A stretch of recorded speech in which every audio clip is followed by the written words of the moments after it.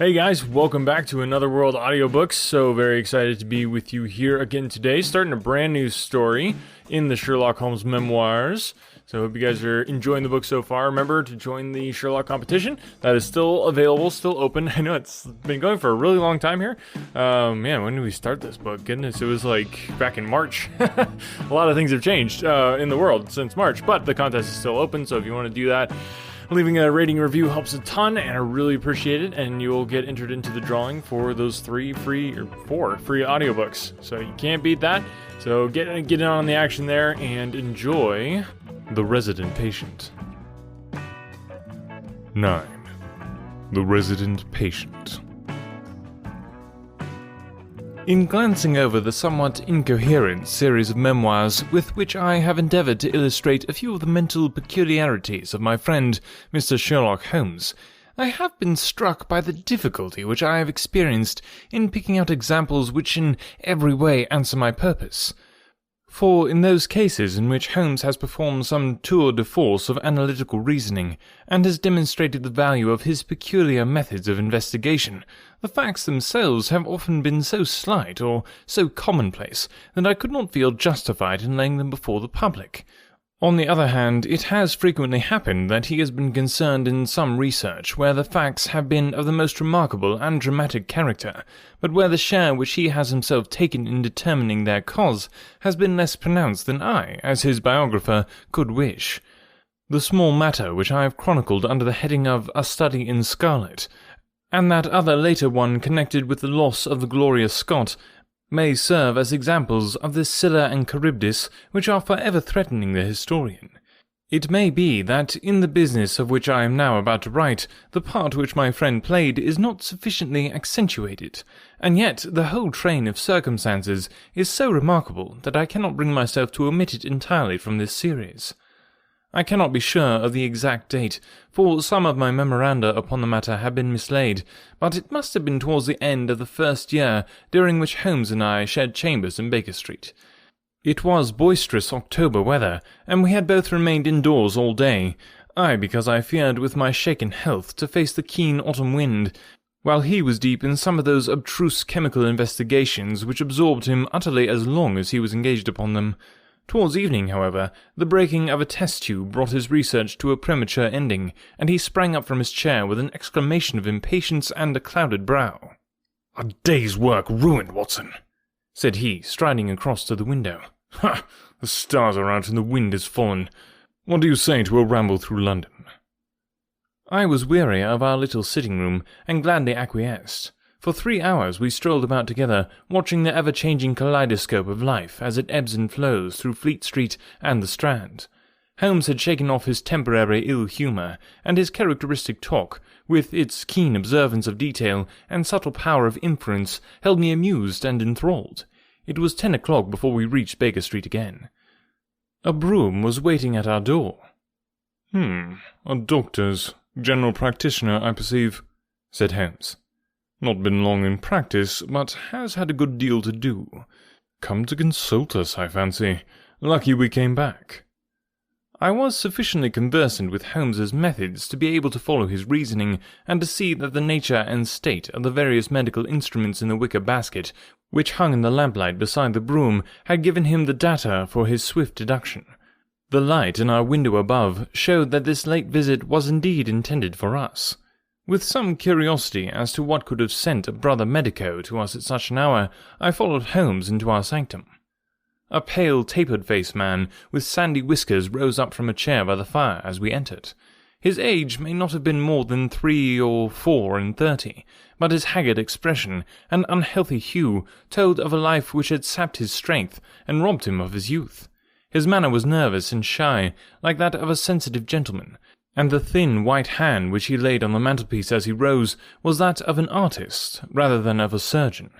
His dress was quiet and sombre, a black frock-coat, dark trousers, and a touch of colour about the necktie. "Good evening, Doctor," said Holmes cheerily. "I'm glad to see that you have only been waiting a very few minutes." "You spoke to my coachman, then?" "No, it was the candle on the side table that told me. Pray resume your seat, and let me know how I can serve you." "My name is Dr. Percy Trevelyan," said our visitor. "And I live at 403 Brook Street." "Are you not the author of a monograph about obscure nervous lesions?" I asked. His pale cheeks flushed with pleasure at hearing that his work was known to me. "I so seldom hear of the work that I thought it was quite dead," said he. "My publisher gave me a most discouraging account for its sale. You are yourself, I presume, a medical man?" "A retired army surgeon." "My own hobby has always been nervous disease. I should wish to make it an absolute specialty, but, of course, a man must take what he can get at first. This, however, is besides the question, Mr. Sherlock Holmes, and I quite appreciate how valuable your time is. The fact is that a very singular train of events has occurred recently at my house in Brook Street, and tonight they came to such a head that I felt it was quite impossible for me to wait another hour before asking for your advice and assistance." Sherlock Holmes sat down and lit his pipe. "You are very welcome to both," said he. "Pray, let me have a detailed account of what the circumstances are which have disturbed you." "One or two of them are so trivial," said Dr. Trevelyan, "that really I am almost ashamed to mention them, but the matter is so inexplicable, and the recent turn which it has taken is so elaborate, that I shall lay it all before you, and you shall judge what is essential and what is not. I am compelled, to begin with, to say something of my own college career. I am a London University man, you know, and I am sure that you will not think that I am unduly singing my own praises if I say that my student career was considered by my professors to be a very promising one. After I graduated, I continued to devote myself to research, occupying a minor position at King's College Hospital, and I was fortunate enough to excite considerable interest by my research into the pathology of catalepsy, and finally to win the Bruce Pinkerton Prize and Medal by the monograph on nervous lesions to which your friend has just alluded. I should not go too far if I were to say that there was a general impression at that time that a distinguished career lay before me. But the one great stumbling block lay in my way of capital. As you will readily understand, a specialist who aims high is compelled to start in one of a dozen streets in the Cavendish Square quarter, all of which entail enormous rents and furnishing expenses. Besides this preliminary outlay, he must be prepared to keep himself for some years, and to hire a presentable carriage and horse. To do this was quite beyond my power, and I could only hope that by economy I might in 10 years' time save enough to enable me to put up my plate. Suddenly, however, an unexpected incident opened up quite a new prospect for me. This was a visit from a gentleman of the name of Blessington, who was a complete stranger to me. He came up to my room one morning and plunged into business in an instant. "You are the same Percy Trevelyan who has had so distinguished a career and won a great prize lately," said he. I bowed. "Answer me frankly," he continued, "for you will find it of your interest to do so. You have all the cleverness which makes a successful man. Have you the tact?" I could not help smiling at the abruptness of the question. "I trust that I have my share," I said. "Any bad habits? Not drawn towards drink, eh?" "Really, sir," I cried. "Quite right, that's all right. But I was bound to ask, with all these qualities, why are you not in a good practice?" I shrugged my shoulders. "Come, come," said he in his bustling way. "It's the old story, more in your brains than in your pocket, eh? But what would you say if I were to start you in Brook Street?" I stared at him in astonishment. "Oh, it's for my sake, not for yours," he cried. "I'll be perfectly frank with you, and if it suits you, it will suit me very well. I have a few thousand to invest, do you see, and I think I'll sink them in you." "But why?" I gasped. "Well, it's just like any other speculation, and safer than most." "What am I to do, then?" "I'll tell you. I'll take the house, furnish it, pay the maids, and run the whole place. All you have to do is just to wear out your chair in the consulting room. I'll let you have pocket money and everything. Then you hand over to me 3/4 of what you earn, and you keep the other quarter for yourself." This was the strange proposal, Mr. Holmes, with which the man Blessington approached me. I won't weary you with the account of how we bargained and negotiated. It ended in my moving into the house next Lady Day, and starting in practice on very much the same conditions as he had suggested. He came himself to live with me in the character of a resident patient. His heart was weak, it appears, and he needed constant medical supervision. He turned the 2 best rooms of the first floor into a sitting-room and bedroom for himself. He was a man of singular habits, shunning company and very seldom going out. His life was irregular, but in one respect he was regularity itself. Every evening, at the same hour, he walked into the consulting-room, examined the books, put down 5 and 3 pence for every guinea that I had earned, and carried the rest off to the strong-box in his own room. I may say with confidence that he never had occasion to regret his speculation. From the first it was a success. A few good cases, and the reputation which I had won in the hospital brought me rapidly to the front, and during the last few years I have made him a rich man. So much, Mr. Holmes, for my past history and my relations with Mr. Blessington. It only remains for me now to tell you what has occurred to bring me here tonight. Some weeks ago, Mr. Blessington came down to me in, as it seemed to me, a state of considerable agitation. He spoke of some burglary which, he said, had been committed in the West End, and he appeared, I remember, to be quite unnecessarily excited about it, declaring that a day would not pass before we should add stronger bolts to our windows and doors. For a week he continued to be in a peculiar state of restlessness, peering continually out of the window, and ceasing to take the short walk which had usually been the prelude to his dinner. From his manner it struck me that he was in mortal dread of something or somebody, but when I questioned him upon the point, he became so offensive that I was compelled to drop the subject. Gradually, as time passed, his fears appeared to die away, and he had renewed his former habits, when a fresh event reduced him to the pitiable state of prostration in which he now lies. What happened was this. 2 days ago I received the letter which I now read to you. Neither address nor date is attached to it. A Russian nobleman, who is now resident in England, it runs, would be glad to avail himself of the professional assistance of Dr. Percy Trevelyan. He has been for some years a victim to cataleptic attacks on which, as is well known, Dr. Trevelyan is an authority. He proposes to call at about 6:15 tomorrow evening, if Dr. Trevelyan will make it convenient to be at home. This letter interested me deeply, because the chief difficulty in the study of catalepsy is the rareness of the disease. You may believe, then, that I was in my consulting-room when, at the appointed hour, the page showed in the patient. He was an elderly man, thin, demure, and commonplace, by no means the conception one forms of a Russian nobleman. I was much more struck by the appearance of his companion. This was a tall young man, surprisingly handsome, with a dark, fierce face, and the limbs and chest of a Hercules. He had his hand under the other's arm as they entered, and helped him to a chair with a tenderness which one would hardly have expected from his appearance. "You will excuse my coming in, doctor," said he to me, speaking English with a slight lisp.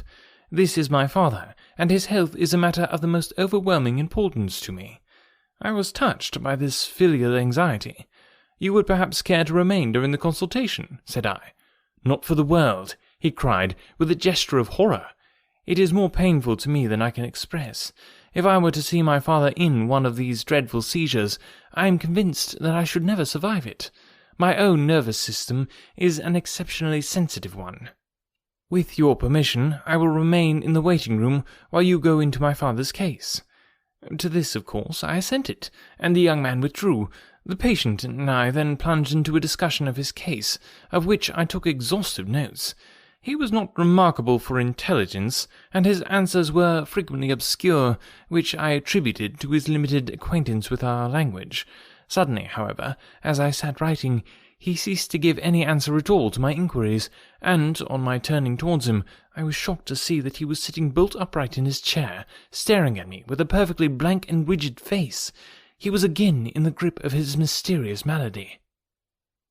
My first feeling, as I have just said, was one of pity and horror. My second, I fear, was rather one of professional satisfaction. I made notes of my patient's pulse and temperature, tested the rigidity of his muscles, and examined his reflexes. There was nothing markedly abnormal in any of these conditions, which harmonized with my former experiences. I had obtained good results in such cases by the inhalation of nitrile of amyl, and the present seemed an admirable opportunity of testing its virtues. The bottle was downstairs in my laboratory, so, leaving my patient seated in his chair, I ran down to get it. There was some little delay in finding it, 5 minutes, let us say, and then I returned. Imagine my amazement to find the room empty and the patient gone. Of course, my first act was to run into the waiting room. The son had gone also. The hall door had been closed, but not shut. My page, who admits patients, is a new boy and by no means quick. He waits downstairs and runs up to show patients out when I ring the consulting room bell. He had heard nothing, and the affair remained a complete mystery.